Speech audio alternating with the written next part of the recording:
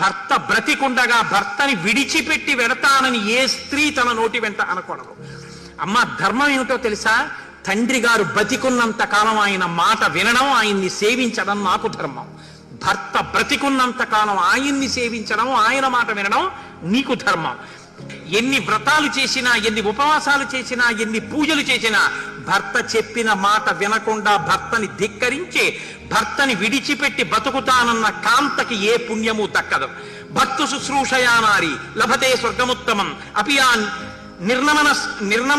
నిర్నమస్కార నివృత్తా దేవ పూజనాత్. ఆమె నమస్కరించకపోయినా, దేవపూజ చెయ్యకపోయినా భర్తని అనుగమించిన స్త్రీ ఎవరుంటుందో ఆమె అన్ని పూజలు చేసినట్టే.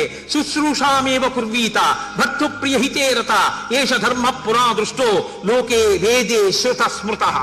శృతి వేదం చెప్పినా, స్మృతి చెప్పినా, లోకం చెప్పినా, ఋషులు చెప్పినా ఇదే ధర్మం. తండ్రి మాట కొడుకు వినాలి, భర్త మాట భార్య వినాలి.